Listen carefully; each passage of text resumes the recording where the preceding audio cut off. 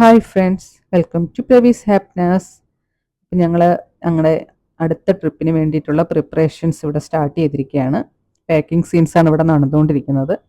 ഞങ്ങൾ പാക്ക് ചെയ്യുമ്പോഴത്തേക്കും കൊക്കോദോ പെട്ടിക്കകത്ത് കയറിയിരിക്കുന്നുണ്ട്. പാക്ക് ചെയ്ത ഡ്രസ്സ് എടുത്തുകൊണ്ട് പോകുന്നുണ്ട്.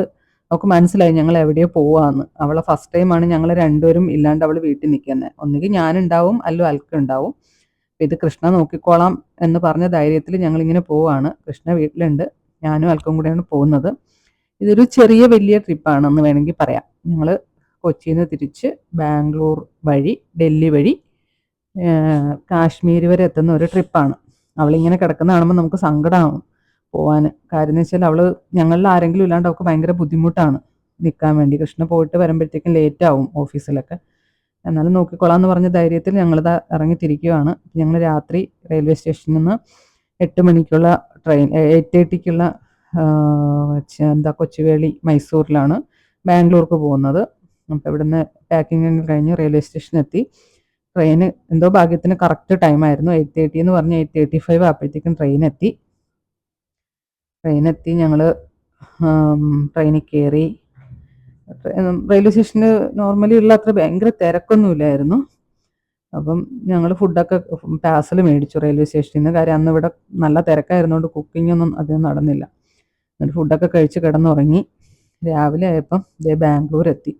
ബാംഗ്ലൂരിൽ നിന്ന് ഒരു യൂബർ പിടിച്ച് നേരെ അമ്മുനെ വിനീഷിൻ്റെ അടുത്തേക്ക് പോയി. ഞങ്ങൾ അവിടെ ചെന്നപ്പോഴത്തേക്ക് വിനീഷ് ഓഫീസിൽ പോകാൻ വേണ്ടി ഇറങ്ങുമായിരുന്നു. അപ്പോൾ അമ്മുവും ചീരുവും കൂടെ താഴെ വന്നിട്ടുണ്ടായിരുന്നു. ചീരുവിനെ കണ്ടിട്ട് ഒത്തിരി നാളായി. അവൾക്ക് നമ്മളെ കണ്ടപ്പോഴത്തേക്ക് എന്തൊക്കെയോ ഒരു കളികളായിരുന്നു അവിടെ നിന്ന്. അങ്ങനെ പിന്നെ ഞങ്ങൾ അവിടെ നിന്ന് ചെന്ന് ബ്രേക്ക്ഫാസ്റ്റൊക്കെ കഴിച്ചിട്ട് കുറച്ച് പരിപാടിയൊക്കെ ഉണ്ട്, കുറച്ച് അൺപാക്കിംഗ് പാക്കിംഗ് പരിപാടികളൊക്കെ ഉണ്ട്. അതൊക്കെ കഴിഞ്ഞിട്ട് ഇറങ്ങാമെന്നുള്ള പ്ലാനിലായിരുന്നു. എന്നിട്ട് ചീരുത എൻ്റെ സെൽഫി സ്റ്റിക്കൊക്കെ എടുത്ത് വെച്ച് എന്തൊക്കെയോ കോമാളിത്തരമൊക്കെ കാണിക്കുന്നുണ്ട്, എവിടെയോ പോകണു എന്നൊക്കെ പറഞ്ഞിട്ട്. അവളതൊക്കെ എടുത്ത് വെച്ച് ടെസ്റ്റ് ചെയ്ത് നോക്കുവാണ്. ഞാൻ അതൊക്കെ എടുത്ത് അവളെ കാണിച്ചു കൊടുത്ത് എങ്ങനെയാണ് ചെയ്യുന്നത് എന്നൊക്കെ പറഞ്ഞിട്ട് അവൾ സംസാരിച്ചൊക്കെ നോക്കുന്നുണ്ട്. എന്നിട്ട് അമ്മുനെയൊക്കെ ഇത് അവൾ തന്നെ എടുക്കുന്ന വീഡിയോസാണ്, ചീരു തന്നെ എടുക്കുന്ന വീഡിയോസാണ് ഇതെല്ലാം. എന്നിട്ട് രണ്ടാമത് അവിടെ ചെന്നിട്ട് കുറച്ച് ഡ്രസ്സ് കൂടെ കുട്ടനും ആരെയും കൂടെ അവിടെ നിന്ന് കുറച്ച് സ്വെറ്റേഴ്സും പുള്ളോവേഴ്സൊക്കെ കൊടുത്തുവിട്ടിട്ടുണ്ടായിരുന്നു. അപ്പോൾ അത് എയർ ടൈറ്റ് ആക്കി വെക്കാമെന്ന് പറഞ്ഞിട്ട് ആ പാക്കിംഗ് ആണ് ഇവിടെ നടന്നുകൊണ്ടിരിക്കുന്നത്. അൽക്കും അതൊക്കെ ചെയ്യുമായിരുന്നു.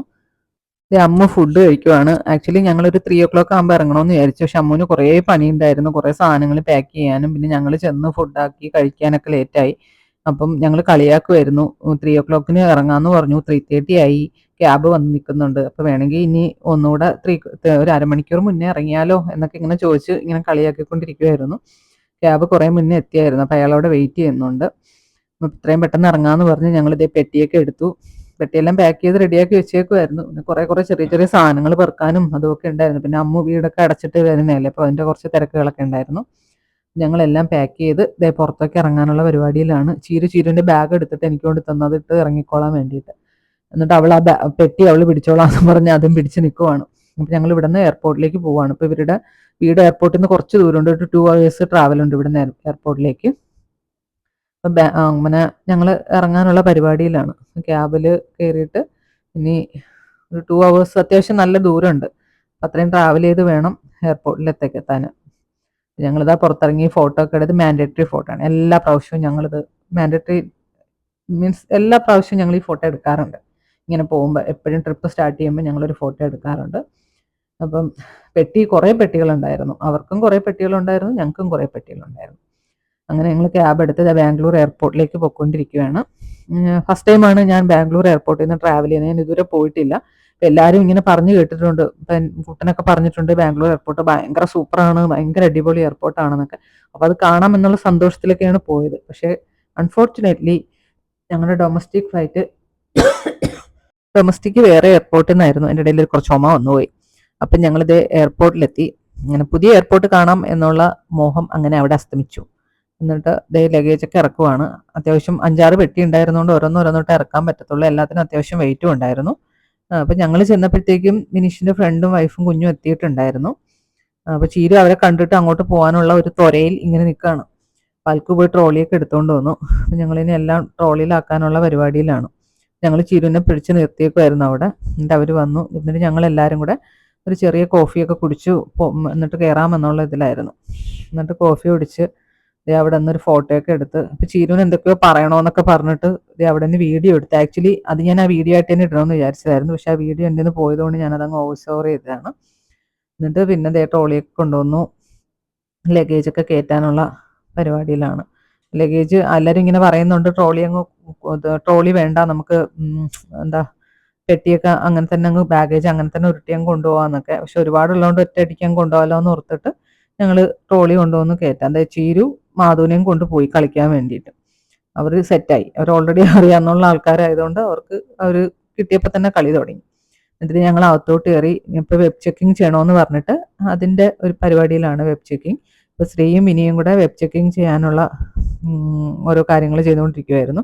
അപ്പോൾ ആക്ച്വലി കുറേ 8 ടിക്കറ്റ് ഉണ്ടായിരുന്നു. അപ്പോൾ ഓരോന്നായിട്ട് വെബ് ചെക്കിങ് ചെയ്യാൻ വേണ്ടിയിട്ട് ഞങ്ങൾ കുറേ നേരം അവിടെ വെയിറ്റ് ചെയ്തു. അപ്പോൾ എന്തൊക്കെയോ പറഞ്ഞു അവിടെ ഇങ്ങനെ നിൽക്കുമായിരുന്നു. നല്ല തിരക്കുണ്ടായിരുന്നു അത്യാവശ്യം. ഇൻഡിഗോയിലാണ് പോകുന്നത്. ഈ ഫ്ലൈറ്റിന് ആക്ച്വലി ഡയറക്റ്റ് ഫ്ലൈറ്റ് അല്ല ഡൽഹിയിലേക്ക്. ഇത് ഗോവയിൽ അതിന് ലേ ഓവറുണ്ട്, ഒരു 2 hours ലേ ഓവറുണ്ട്. എന്നിട്ട് അവിടെ നിന്നാണ് പോകുന്നത്. ഇതേ ചീരുവും മാധവും കൂടെ കയറി ട്രോളിയുടെ ഫ്രണ്ടിരുന്ന്. ഏതോ ഒരു കുഞ്ഞങ്ങനെ ട്രോളിയുടെ ഫ്രണ്ടിരുന്ന് പോകുന്ന കണ്ടപ്പോഴത്തേക്കും ഉടനെ അവർക്കും ഇരിക്കണം. അങ്ങനെ അവർ രണ്ടുപേരും കൂടെ കയറി അതിൻ്റെ ഫ്രണ്ടിലിരുന്ന്. അകത്ത് കയറിയപ്പം കൂളിംഗ് ഗ്ലാസും കിട്ടി. അത് ഓൾറെഡി അമ്മ എടുത്ത് വെച്ചിട്ടുണ്ടായിരുന്നു ആ ഗ്ലാസ്. ഉടനെ രണ്ടുപേരും കൂടെ അതൊക്കെ എടുത്ത് വെച്ചു. എന്നിട്ട് ഞങ്ങൾ ക്യൂവിലാണ് ഇനി അകത്തോട്ട് കയറാൻ വേണ്ടിയിട്ട്. നല്ല തിരക്കുണ്ടായിരുന്നതുകൊണ്ട് കുറേ സമയം എടുത്തു അകത്തോട്ട് കയറി കിട്ടാൻ വേണ്ടി. എന്നിട്ട് ഫ്ലൈറ്റിലോട്ട് കയറാനുള്ള പരിപാടിയിലാണ്. അങ്ങനെ ഞങ്ങളിങ്ങനെ നടന്ന് മന്ദം നടന്ന് ഫ്ലൈറ്റിലോട്ട് കയറി. പിന്നെന്തായിരുന്നു, വർത്താനമൊക്കെ പറഞ്ഞ് എന്തൊക്കെയോ പറഞ്ഞ് നടക്കുവാണ്, എത്തുന്നില്ല. എന്നിട്ട് ഇപ്പോൾ ഫ്ലൈറ്റിൽ കയറി ഓരോരുത്തർ ഓരോ സീറ്റ് ബുക്ക് ചെയ്യാനുള്ള പരിപാടിയില്ല. ചിലർക്ക് വിൻഡോ സീറ്റ് വേണം. ഇപ്പോൾ ചീരുവിന് മാധുവിൻ്റെ അടുത്ത് തന്നെ ഇരിക്കണമെന്ന് പറഞ്ഞിട്ട് അവൾ അങ്ങോട്ട് പോയി. പിന്നെ ഫ്ലൈറ്റ് ഫുള്ളായിരുന്നു. ശരിക്കും നല്ല തിരക്കുണ്ടായിരുന്നു. ചീരു അവിടെ പോയിരുന്നു എല്ലാവർക്കും നെയിൽ പോളിഷ് ഇട്ടു തുടങ്ങി. അവൾ ഫ്ലൈറ്റിൽ നിന്ന് അവിടെ വീട്ടിൽ നിന്നേ പറയുന്നുണ്ടായിരുന്നു ഫ്ലൈറ്റിൽ കയറിയിട്ട് ഞാൻ എല്ലാവർക്കും നെയിൽ പോളിഷ് ഇടുമെന്ന് പറഞ്ഞിട്ട്. ചീരു ഇരുന്നതേ ആദ്യം മാധുവിനിട്ടു, പിന്നെ അനിതയ്ക്കിട്ടു, ഇനിയിപ്പം അമ്മൂനിടുന്നു. അങ്ങനെയൊക്കെയാണ്. ഇത് ഞങ്ങൾ കയറുന്നതിന് മുന്നേ എടുത്തൊരു വീഡിയോ ആയിരുന്നു. അതിൻ്റെ ഇടയിൽ പെട്ടുപോയി. ഇനി അതെനിക്ക് എഡിറ്റ് ചെയ്ത് മാറ്റാൻ വയ്യ, അതുകൊണ്ട് അത് അവിടെ കിടക്കട്ടെ. അങ്ങനെ ഫ്ലൈറ്റ് ടേക്ക് ഓഫ് ചെയ്ത് പെട്ടെന്ന് തന്നെ എത്തും. ഒരു കുറച്ച് ടൈം എടുത്തോളൂ. പെട്ടെന്ന് തന്നെ ഗോവയിലെത്തി. ആക്ച്വലി ഗോവയിൽ നിന്ന് പിന്നെയും സെക്യൂരിറ്റി ചെക്കില്ലായിരുന്നു തോന്നുന്നു. പക്ഷെ അവർ ID ഒക്കെ ചെക്ക് ചെയ്തു. അവിടെ അത്യാവശ്യം നല്ല തിരക്കുണ്ടായിരുന്നു ഗോവയിൽ. അപ്പം ഞങ്ങൾക്ക് ടൈം കിട്ടിയില്ല. അപ്പം നമുക്ക് വിശക്കുന്നുണ്ടായിരുന്നു. അപ്പം എന്തെങ്കിലും ഫുഡൊക്കെ മേടിച്ചിട്ട് പോകാം എന്നുള്ള പ്ലാനിലായിരുന്നു. പക്ഷേ എത്തിയപ്പോഴത്തേക്ക് നല്ല ക്യൂ, ഗേറ്റിൻ്റെ അവിടെ നല്ല ക്യൂ ഉണ്ടായിരുന്നു.